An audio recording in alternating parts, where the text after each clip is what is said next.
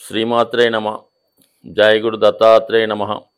ఈ వీడియోలో మనం జూలై 28వ తారీఖు నుంచి ఆగస్టు 3వ తారీఖు మధ్యలో జరగబోయే వారఫలాలు ఏ విధంగా ఉంటాయో తెలుసుకునే ముందు ఈ వారం యొక్క గ్రహస్థితి పరిశీలించినప్పుడు మామూలుగానే శని వక్రగమనంతో కుంభరాశి యందు, రాహువు మీనరాశిలోను, కుజ గురులు వృషభ రాశి యందు, రవి శుక్రులు కర్కాటకంలో ఉంటూ, సింహంలో బుధుడు, మరి కన్యలో కేతువు. అయితే ఈ నెల అంటే మనకి ఈ వారం 1వ తారీఖు వరకు ఇంచుమించుగా రవి శుక్రులు కలిసి ఉంటూ, దాని తర్వాత 1వ తారీఖు నుంచి శుక్రబుధులు కలిసి ఒక గొప్ప యోగాన్ని ఇవ్వడం జరుగుతోంది. సో దాని ప్రభావం ఎక్కువగా విద్యార్థులకి చాలా అనుకూలంగా ఉంటుంది. నూతన వ్యాపార ప్రారంభం చేద్దాం అనుకున్న వాళ్ళకి అనుకూలంగా ఉంటుంది. ఎప్పుడైనా సరే మన గోచారం జరుగుతున్నప్పుడు ఏదైనా గ్రహం బలహీనంగా ఉన్నప్పుడు ఆ గ్రహానికి సంబంధించినటువంటి కార్యక్రమాలు చేయడం వల్ల పెద్దగా సక్సెస్ అవ్వడం జరగదు. అదే ఒక గ్రహం బలంగా ఉన్నప్పుడు ఆ గ్రహానికి సంబంధించినటువంటి కార్యక్రమాలు చేపట్టడం వల్ల కంప్లీట్గా అవి సక్సెస్ అవుతాయి. ఉదాహరణకి మనకి ఈ గురుమౌఢ్యం జరిగినప్పుడు, శుక్రమౌఢ్యం జరిగినప్పుడు శుభకార్యాలు కానీ, నూతన వ్యాపార ప్రారంభాలు, శుభకార్యాలు చేయడం జరగదు. ఎందుకంటే ఆ రెండు బలంగా ఉన్నాయి కాబట్టి అవి రాణించవు. సో ప్రస్తుతం మరి శుక్రుడు బుధగ్రహంతో కలిసి ప్రయాణించడం వల్ల బుధుడు బలవంతుడు అవుతూ ఉంటాడు మిత్రక్షేత్రంలో ఉండడం వల్ల. మరి ఇది కొత్తగా వ్యాపారం ప్రారంభిద్దాం అనుకున్న వాళ్ళకి, అలాగే కొత్తగా ఉపాధి అవకాశాలు ఎత్తుక్కున్న వాళ్ళ వారికి చాలా వరకు సక్సెస్ఫుల్గా ఉండే అవకాశం ఉంది. అయితే బుధగ్రహం పైన మిత్రుడైనటువంటి శని వీక్షణ ఉండడం వల్ల ఏదన్నా శ్రమాంతర విజయం లభిస్తుంది తప్ప పెద్దగా సునాయాసంగా మరి అనుకున్న వెంబటనే జరిగే అవకాశం ఉండదు. కాబట్టి ఏదన్నా ప్రయత్నం ప్రారంభించే ముందు వ్యాపారాలకు సంబంధించింది కానీ, ఏదైనా కొత్తగా విద్యా ప్రారంభం కానీ, విద్యా సంస్థల్లో చేరడం కానీ, కొత్త కోర్సులు నేర్చుకుని చేసేవాళ్ళు అత్యంత దీక్షతో క్రమశిక్షణతో నేర్చుకోవడం వల్ల దానితో సక్సెస్ అవుతూ దాని విధంగా ఆర్థికపరమైనటువంటి సక్సెస్ మీ ప్రయోజనం కూడా నెరవేరే అవకాశం ఉంటుంది. కుంభరాశి వారికి ఈ వారం కొన్ని బాధ్యతల నుంచి విముక్తి లభించే అవకాశం ఉంది. అలాగే మీరు చాలా కాలంగా ఎదురు చూస్తున్నటువంటి ఒక శుభవార్త ఈ వారంలో మీకు వచ్చే అవకాశం ఉన్నది. ముఖ్యంగా వివాహం కొరకు ఎదురు చూస్తున్న వారికి ఈ సమయంలో 2 వివాహ అవకాశాలు అంటే 2 పెళ్లి సంబంధాలు వచ్చే అవకాశం ఉన్నది. అయితే మీరు మొదటి నుంచి ఇష్టపడుతున్నదే తిరిగి మళ్ళా గతంలో వాళ్ళు డ్రాప్ అయిపోయి ఇప్పుడు రావడం వల్ల దానిని నిర్ణయించుకునే అవకాశాలే ఎక్కువగా ఉన్నాయి. సో అది వివాహ విషయంలో ఉన్నటువంటి ఒక నిర్ణయం ఈ సమయంలో రావడం జరుగుతుంది.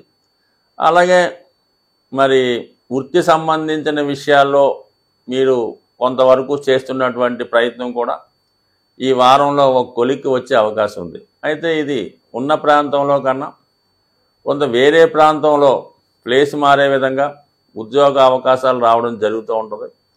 అయితే ఈ పరిస్థితుల్లో మీరు కొంతకాలం పాటు ఉన్న ప్లేస్ నుంచి వేరే ప్లేస్లోకి మారి అక్కడ విధి నిర్వహణ చేసుకోవడం అన్నదే చాలా మంచి ఆలోచనగా ఉంటుంది. కాబట్టి ఖచ్చితంగా మీరు ఎటువంటి ఆలోచన లేకుండా ప్లేస్ మారే ప్రయత్నం చేయండి. దాంతోపాటు ఉద్యోగపరంగా కూడా మీరు చాలా ప్రశాంతంగా చేసుకునే అవకాశం ఉంది. అయితే ఈ వారంలో మీకు అధికారులతో వేధింపులు, ఇబ్బందులు వచ్చే అవకాశం ఉన్నది. అలాగే జీవిత భాగస్వామితో కొన్ని సమస్యలు, అభిప్రాయ భేదాలు వచ్చే అవకాశం ఉంది. వ్యక్తిగతంగా మీ యొక్క ఆరోగ్య విషయంలో కూడా కొన్ని ఇబ్బందులు రావడం వల్ల, మీ బాధ్యతలు సక్రమంగా నిర్వహించలేకపోవడం వల్ల ఉద్యోగంలో కొన్ని చికాకులు లాంటివి ఎదుర్కొనే అవకాశాలు ఉన్నాయి. దాని విషయంలో కొంత శ్రద్ధ పెట్టండి. మరీ అంత నిర్వహించలేని పరిస్థితుల్లో ఉన్నప్పుడు కొద్ది కాలం పాటు లీవ్ తీసుకున్నా సరే ఉద్యోగానికి న్యాయం చేస్తే మంచిది.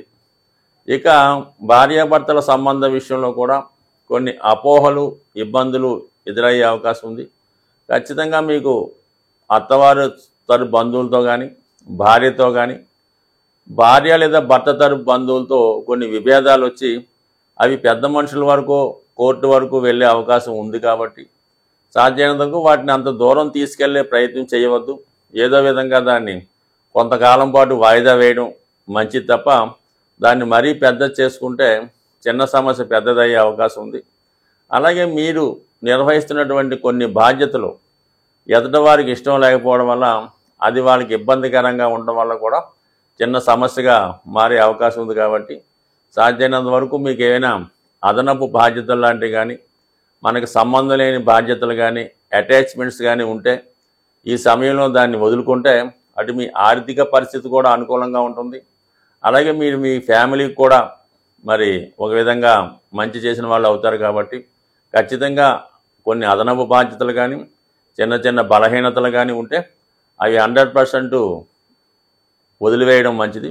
అదే మనం ఇందాక అనుకున్నప్పుడు కొన్ని బాధ్యతలు మీ నుంచి తప్పుకునే అవకాశం ఉంది. మీరు కూడా కొన్ని ఆ బాధ్యతల నుంచి బయటపడితే మీరు హ్యాపీగా ఉంటారు, మీ ఫ్యామిలీ కూడా హ్యాపీగా ఉంటుంది. కాబట్టి చూడండి, ఈ అవకాశాన్ని కొంతమంది మీ మీద మరీ ఇబ్బంది పెట్టి ఇంకా మిమ్మల్ని అదే వాటికి బానిసగా చేసే అవకాశం ఉంటుంది. అది ఏదన్నా అవ్వచ్చు. అది దాన్ని బట్టి మీకు అర్థం చేసుకొని బయటకు వచ్చే ప్రయత్నం చేయండి. ఎట్టి పరిస్థితుల్లో కూడా రక్త సంబంధీకులతో విరోధం పెట్టుకునే ప్రయత్నం చేయొద్దు. ముఖ్యంగా స్త్రీలతో విరోధం పెట్టుకోవడం వల్ల అది మీ ఉద్యోగం మీద ప్రభావం చూపించే అవకాశం ఉంది, వ్యక్తిగత జీవితం మీద కూడా ప్రభావం చూపించే అవకాశం ఉంది.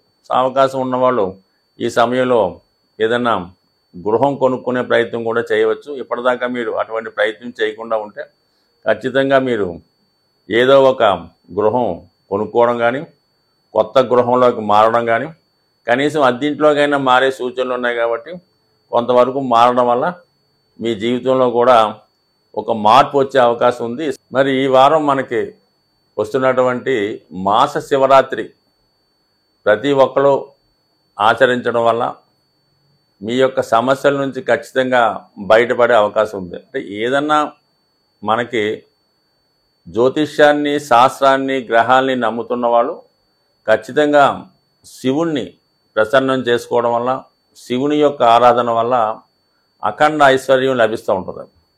అంటే ఈ మాస శివరాత్రి ఒక్కరోజు మీరు శివుడికి అభిషేకం చేసుకున్నా, శివుణ్ణి దర్శనం చేసినా నెల మొత్తం చేసుకునే ఫలితం వస్తుంది. కాబట్టి ఇది ఖచ్చితంగా ఈ ఆగస్టు 2వ తారీఖున వస్తున్నటువంటి మాస శివరాత్రి చేసుకోవడం మంచిది.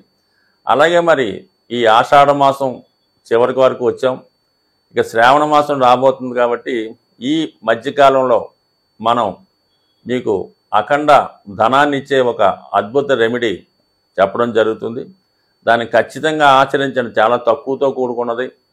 దానివల్ల ఎక్కువ ధనయోగం ఏర్పడుతుంది. ముఖ్యంగా ఈ గృహంలో శుభకార్యాలు జరుగుతాయన్నమాట.